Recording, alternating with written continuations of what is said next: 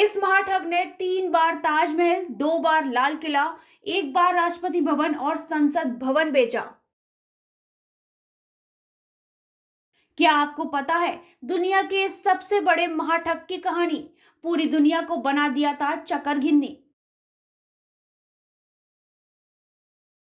उसने सैकड़ों लोगों को धोखा दिया और 50 से अधिक छद्म नामों का इस्तेमाल किया। वह हमेशा ठगी के लिए शहर बदलता रहता था। लोगों को धोखा देने के लिए उपन्यासों से पढ़कर आइडिया इस्तेमाल करता था। ठगी में नटवरलाल इतना शातिर था कि इसने 3 बार ताजमहल, 2 बार लाल किला, 1 बार राष्ट्रपति भवन और 1 बार संसद भवन तक को बेच दिया था। राष्ट्रपति राजेंद्र प्रसाद के फर्जी हस्ताक्षर करके नटवरलाल ने संसद को बेच दिया था। जिस समय संसद को बेचा था उस समय सारे सांसद वहीं मौजूद थे।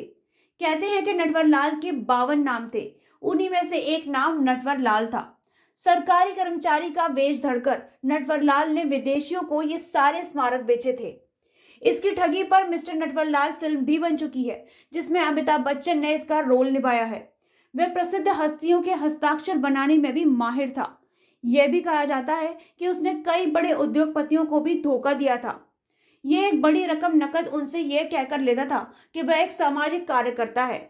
उसने कई दुकानदारों को लाखों रुपए का चूना लगाया। दुकानदारों से बड़ी संख्या में सामान लेकर उन्हें नकली चेक और डिमांड ड्राफ्ट द्वारा भुगतान करता था।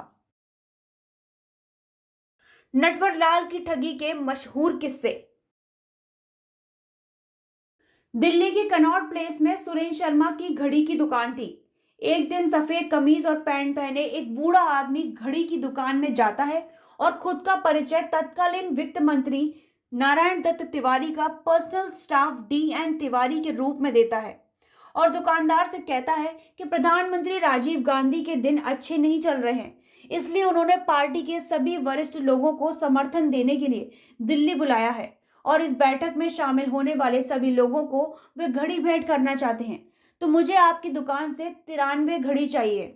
दुकानदार को पहले तो इस आदमी की बातों पर शक हुआ, लेकिन एक साथ इतनी घड़ियों को बेचने के लालच से खुद को रोक नहीं पाया। अगले दिन वो बूढ़ा आदमी घड़ी लेने दुकान पहुंचा। दुकानदार को घड़ी पैक करने की बात कहकर वह एक स्टाफ को अपने साथ नॉर्थ ब्लॉक ले गया। नॉर्थ ब्लॉक वो जगह है जहां प्रधानमंत्री से लेकर बड़े बड़े अफसरों का ऑफिस होता है। वहां उसने स्टाफ को भुगतान के तौर पर 32,829 रुपए का बैंक ड्राफ्ट दे दिया। 2 दिन बाद जब दुकानदार ने ड्राफ्ट जमा किया तो बैंक वालों ने बताया कि वो ड्राफ्ट फर्जी है।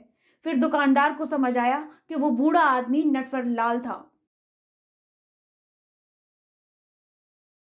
इसके बाद नटवरलाल ने वित्त मंत्री VP सिंह, तो कभी वाराणसी के जिला जज का नाम, तो कभी यूपी के CM के नाम पर अलग अलग शहरों में दुकानदारों का चूना लगाता रहा।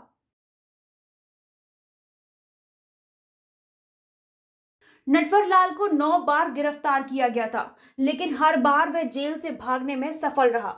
उसे जालसाजी के 14 मामलों के लिए दोषी ठहराया गया था और 113 साल की सजा सुनाई गई थी, लेकिन उसने मुश्किल से 20 साल जेल में बिताए।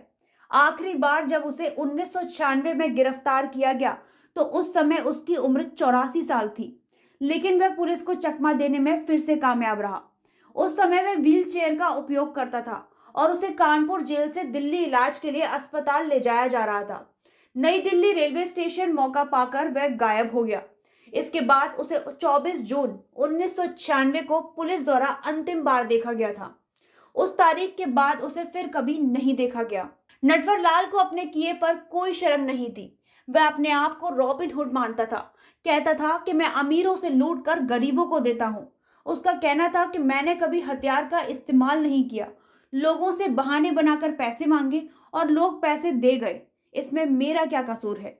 आखिरी बार नटवरलाल बिहार के दरभंगा रेलवे स्टेशन पर देखा गया था। पुलिस में पुराने थानेदार ने, जो सिपाही के जमाने से नटवरलाल को जानता था, उसे पहचान लिया। नटवरलाल ने भी देख लिया कि उसे पहचान लिया गया है।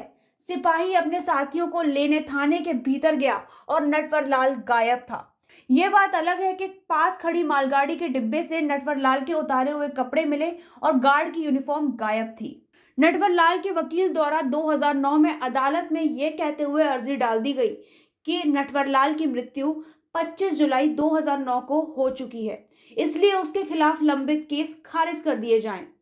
नटवर लाल के छोटे भाई गंगा प्रसाद, जो कि गोपालगंज में रहता है, उनका भी कहना था कि नटवर लाल का अंतिम संस्कार रांची में कर दिया गया है, परंतु आज तक इसके कोई पुख्ता सबूत या सरकारी दस्तावेज उपलब्ध नहीं है। Bureau report, TNF today research team.